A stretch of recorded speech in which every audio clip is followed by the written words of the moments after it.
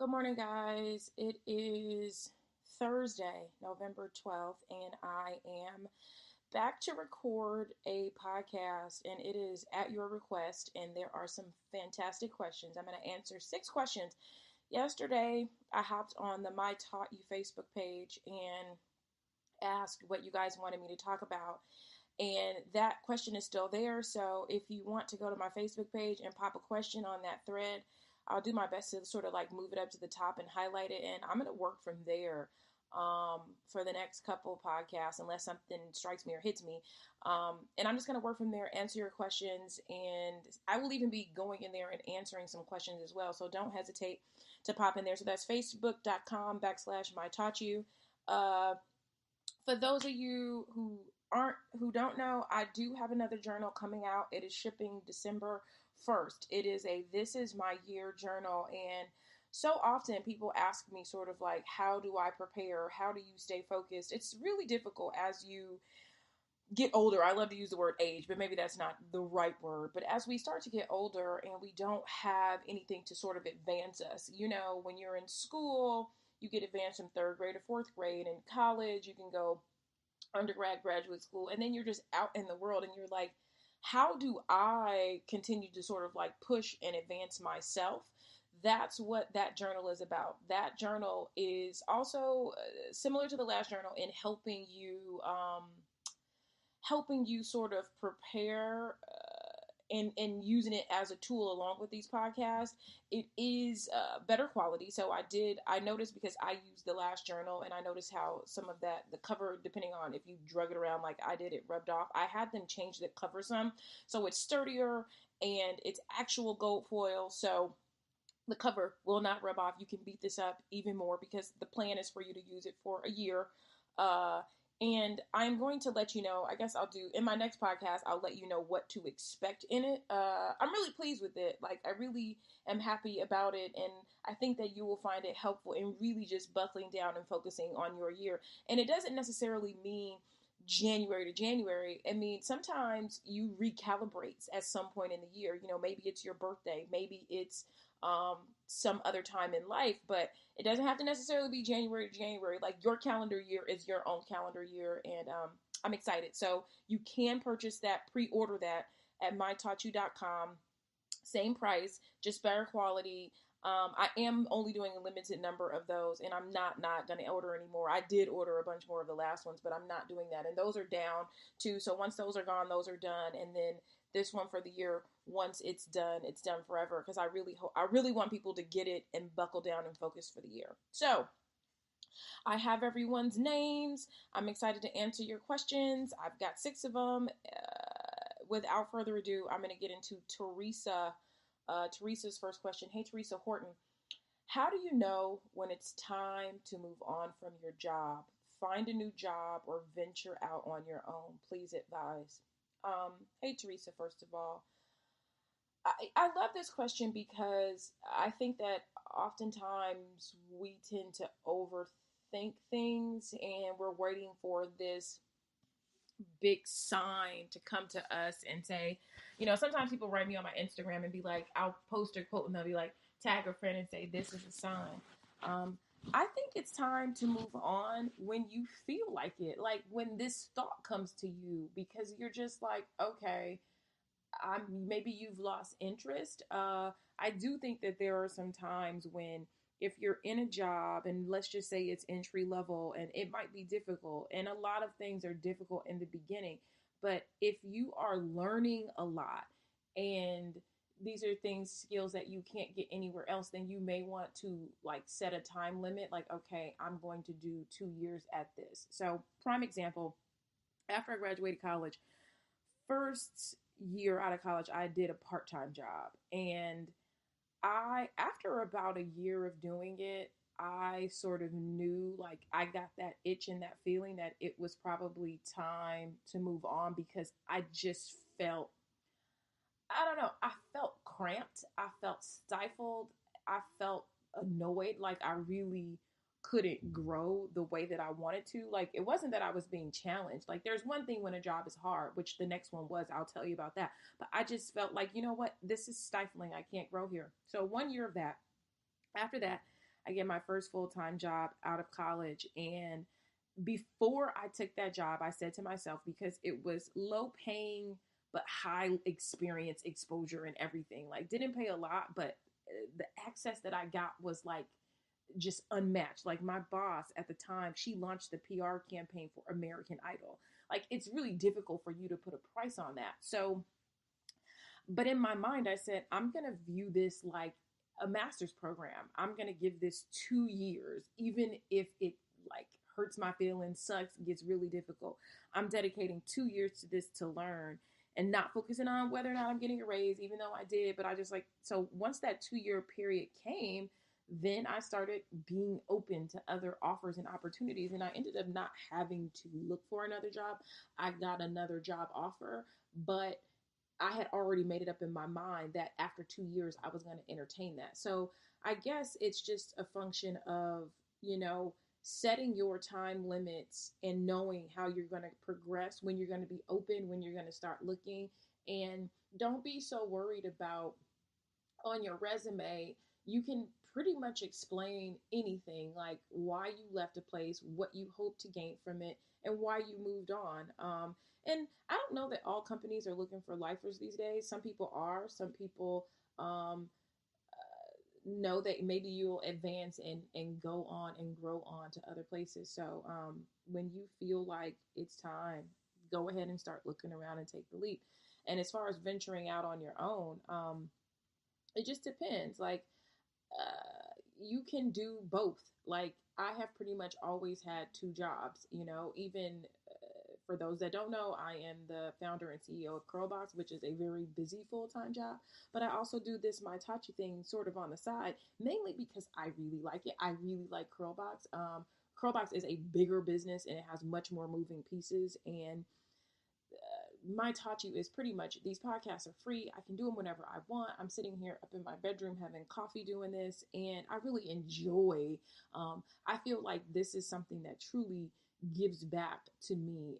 Not that Curlbox doesn't, because it does. Just seeing people have an ease in finding their products, that brings me joy. But helping so many young women in the space that I felt like I was is my side hustle. So you can do multiple things. I think people don't realize that you can have a couple of different things that you do that happen to bring some income. So hope I answered your question. It was a long roundabout way, but let me know what you thought about that answer, Teresa. Your question is up on the Facebook, and we can keep talking about it.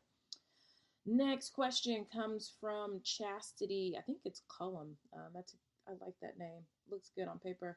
How are you, Chastity? Your question is, how do you combat the loneliness of entrepreneurship and growth?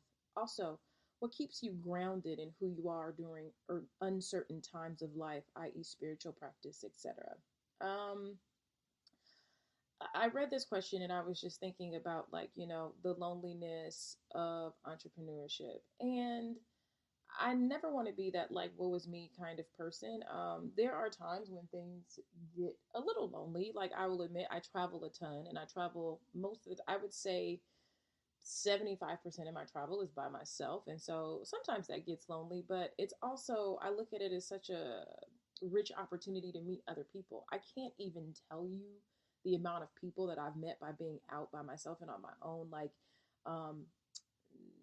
Like real talk, I was on a treadmill in a hotel in Mexico and ended up running alongside this woman named Tiffany, and this was probably like 3 years ago, and I'm still friends with her. Like, she doesn't work in my industry. She ended up becoming a very good friend who happened to live in New York. And every time I go to New York, I call her and we hang out. And we even met up for like dinner in Amsterdam at the beginning of this year. And so sometimes it feels like it can be a lonely thing, but as long as you are open to meeting people, it is a great way to meet other people. And I have a lot of other friends who are entrepreneurs, and because of our flexibility in our schedules, we can get together pretty much anytime. And so we see each other at conferences and other places, and I call them and I talk to them. And so it's not uncommon. I would say like every week I probably have a conversation via phone, via text, or in person with another entrepreneur. So it's not completely lonely. It's just different. It's just not the same as having like a whole department of coworkers.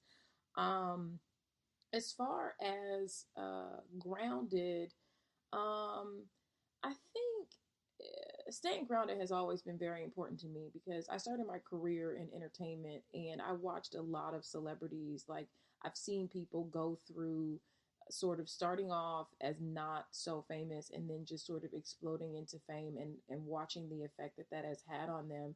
And I always noticed that the celebs that tended to do the best, meaning like they remained famous, they were most grounded and humble and just kind people. Not that they didn't have their nuances, but they just always remained kind. And so when I sort of became publicly successful with Curlbox, because in my mind I have been successful for much longer, and when I say success I don't mean like financial success per se, but I have been able to make a decent living working for myself well before Curlbox, and so that to me made me a success. But I saw how sort of the like praise that people give you, and the people give me a lot more things than they gave me before. And I'm talking about like hotels. I'm talking about people.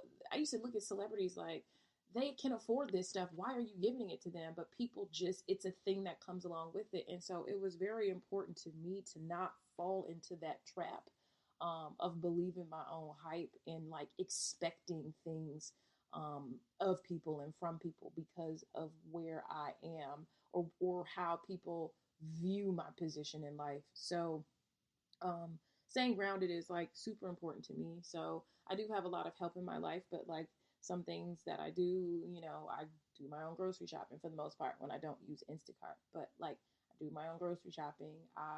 There's a lot of some things that I do to just make sure that I have a handle and I'm not just like way left with things. I still, every time somebody writes me a card, I try to write them back. Trying to just remember to like make efforts and always remember where I was before, like remembering all the ways that made me hungry. And as far as uncertain times of my life, I would say that I'm very spiritual in action. I think a lot of people may pray or they may attend services or churches and stuff, but I try to be very spiritual, actively spiritual, meaning giving, sharing, doing these kinds of things, making sure that any person that ever felt like me has an answer, or I can at least give them some answers, and inspire them and give them some faith to know that like uncertain times are very short in comparison to the breadth of your life. So you may have a bad day, bad week, bad month, bad quarter. It may even be a rough year, but it is not ever going to be a rough life. And so that's kind of how I look at things. And so I try to embrace my sucky times in life because I know that they're not going to last forever, and just go, you know what? I can't have a good day every day. I can try, but sometimes it just may not happen. So hopefully that answered your question. Next question, short question from Deb Armstrong. Do you really need a master's degree? It depends. I think I've answered this question before. It depends on what profession you're going into. It's just like, if you want to be a medical doctor, you have to have certain degrees to do that. If you want to be a marketer or PR practitioner, you may not necessarily need it. There are some fundamentals that I do believe that school gives you, but I don't know that you need them. So whether or not you need a master's degree depends on the field that you're going into. Jessica says, Jessica P., I quit my job in corporate America to start my own handmade jewelry and paper product business. I love what I do. I'm passionate about it, but the business is not working. I'm not getting the sales needed to sustain me financially. Should I return back to a safe corporate job or get going with my business? What have you done when things that you really, really wanted, particularly in business, just doesn't work out? The thing is that like I said earlier, you can do two things at once, and you let a lot of times sales and demand dictate when it's time to jump ship. So let's just say my Itachi starts going way bigger than Curlbox, then it's like, okay, maybe I would jump ship. But you have to, I did another company before I did Curlbox. And when Curlbox blew up, I jumped ship from there. So it's just a thing of like, a lot of times, yes, it does make sense to kind of go full throttle on some things, but homemade jewelry and maybe a paper product business is something that, like when I did Curlbox, I hired a person to help with the other business so that I could focus on the new business. And sometimes maybe it's hiring a person to help you transition. So maybe you're not making all the money at first, but that person is helping you keep your income happening. So that person, I had like a consulting agency, and so that person always made sure my clients were happy and taken care of. And that, if I missed an email or I was out doing something, that they didn't feel like I had completely abandoned them. So that may be what you need to do. And it's just like business not working. A lot of times people don't research the businesses before they start them. They just think, oh, I like it. I love what I do. If I'm passionate about it, it'll work. Not necessarily, and I have hit some failures within my businesses, and some things just don't work, but it doesn't mean that you should give them up. It means that you should, what are some of the products that do really well? Maybe those are the only one or two things that you should sell. It's like there are people who specialize in just making those little bracelets. If that's the thing that's really selling, focus on that. But you've got jewelry, you've got paper products. That sounds like a lot. That sounds sort of unfocused. And I don't know how you can like build on that. So you think I started Curlbox, then we started other like Curlbox Body, Curlbox Natural. Like you build on something that's already really working, but I just didn't jump out the gate with all this stuff, even if I was passionate about it. So I hope that helps you. Regina Smith, how do you plan for your next year? I am very much a planner, and that is why I was really excited to do this new journal that we have coming out on December 1st, because I think that how you start anything is how you finish. And I am going to go into next year. I'm already thinking about it. Like, I always start with an assessment. And so in the new journal, I tell you how to take an assessment. So I start with an assessment. After that, I kind of just build on like what my mantra is, like what is going to be my sentence for the year. What is the thing that a couple years ago it was, feelings are not facts and they will pass if you allow them to. And I used to keep saying that to myself because I was having a really emotional, I knew that I was going into the year really emotional. It was like I went through a bad breakup. I had gotten in trouble, gotten a DUI, gotten all these things. It seemed like I could not win. It seemed like everything was stacked against me. And my mantra, I had written it out huge on my board across my computer, almost like stamped it inside my eyelids. Feelings are not facts, and they will pass if you allow them to. And I would always say that to myself. And so that's something else that I do to prepare for my year. And because I have to like be a business person, I'm going to tell you that the rest of how you plan for your year is in the journal. And so I hope you get it. And I basically have listed exactly how I do it. Next up, Nikki Jackson. I can't say your last name. It seems like Sagittarius, but it's very cool. What drives you to keep going? What is something you want to accomplish in the next 5 years? And will Curlbox be a part of the plan, or will you be working on your next venture? And lastly, more of a suggestion. Have you thought about going on a speaking tour? Hey, Nikki, I'm going to sip my coffee really quickly. 1 second. What drives me to keep going? I would just say that I am sort of like, I have always been ignorantly ambitious. I have always wanted to see what I can do, how big, how far, how much, what can I get done. And I also am very creative, lots of ideas, lots of cool things that I like to see happen. And so I think that is sort of what keeps me going, is like, how many things can I get out of my mind and out into the world? In the next 5 years, I will be 41. So in 5 years, I will be 41 years old. And I don't know. I don't know. I remember being in school and people would be like, what's your 5-year plan? And I'm just like, I don't really know. I hope to be happy. My sanity, my happiness, my whole life, is what's most important to me. And so I just hope that I'm happy. I hope that I'm happy. I hope that I continue in contentment. I hope that I get to continue to try. I don't have to, I'm not so married to being bigger. And I think that that usually shocks or surprises people who have come along and wanted to maybe invest in me or invest in what I have going on. And it's like more doesn't motivate me. Goodness, the expansion of goodness, um, helping is what motivates me. And so I don't have like there's no dollar amount I want to make. There's no moreness that I want. It's just, I guess, like just focusing on my wholeness, like always just making sure that in whatever I do, I am whole. And even if that means subtracting things from my life, that I am still whole. So that's really it for me. Not to be all extra deep with you, but that's kind of how I feel. Curl box, I love curl box. Like I still love it. And I always said that I would always, as long as I love it, I will do it. And when I don't love it, I won't do it anymore.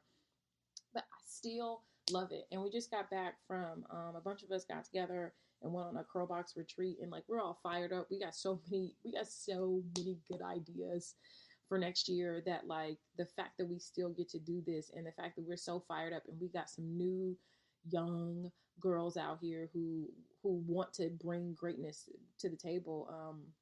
Just makes it even more exciting. So more curl box natural, more curl box body. I'm really excited about curl box body that's going on sale tomorrow, Friday the 13th. It's super good, and it's got this one product that I discovered that I just think is epic. That's gonna blow your mind.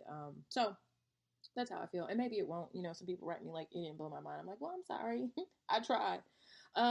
And the suggestion, a speaking tour, maybe, like, I think about it. I want to do it, but I try to keep this My Tachi business something that doesn't have as much pressure as my other business. So Girlbox is very demanding. There's a lot of travel involved. There's a lot of meetings. There's a lot of things that come along with it. So I never want to put too much pressure on myself. And I think I did at some point this year earlier when I did all this stuff and everything sucked because I allowed all these like speaking requests to sort of weigh me down and not say no. Like I can't do 5 speaking engagements in a week, like in 7 days, and travel and try to be good. Like what was I thinking? So maybe I will plan one, a small one. Let me know where you guys want me to come. So hop on the Facebook, let me know. Give me like a 3 to 5 city tour suggestion, and maybe we'll make it happen. Sade, what's up, girl? Sade Jones. I'm a writer and preparing to relaunch my website. I would like to charge what I'm worth. Oh, how I love that. But don't know where to begin. And of course, there's fear, doubt, and a host of other things that come with taking that step. How did you make the difficult decision to stand firm on it? Well, the thing about it is like charge your worth. What is your worth? How do you even know what your worth is if you don't even know where to begin? So many people get caught up in that dollar amount that they think they're worth. And I'm not saying that you don't have value, but the first thing you have to determine is the market. What is the market paying?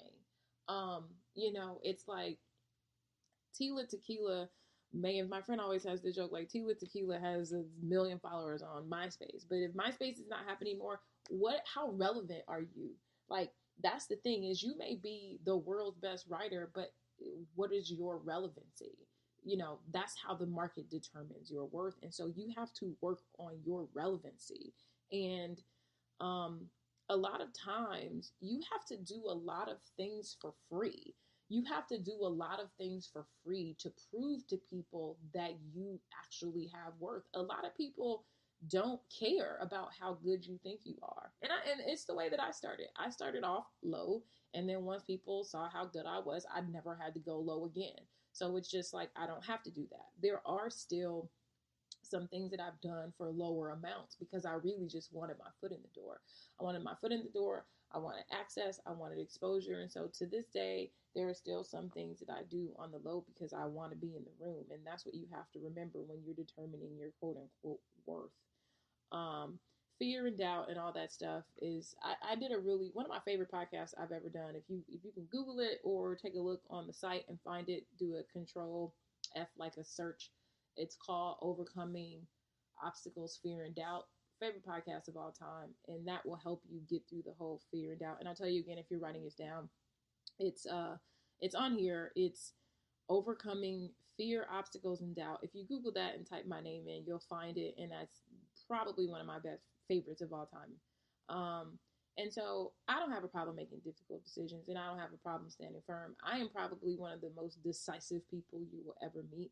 I just decide, because I'm okay with the consequences, or it's like I don't believe in right or wrong. It's just good or bad consequences, and so it's just like if I make a decision and it ends up not being the best decision, then I learned something. So I don't really worry about that.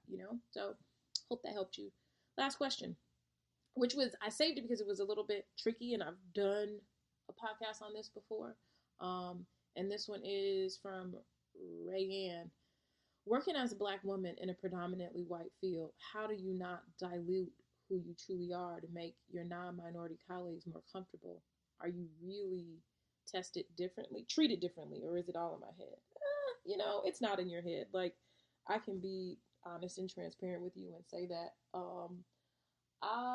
a lot of the reason why I wanted to work for myself is that I did feel that. I felt exactly what you're talking about in some of my earlier internships. I had an internship in New York, phenomenal, learned a lot.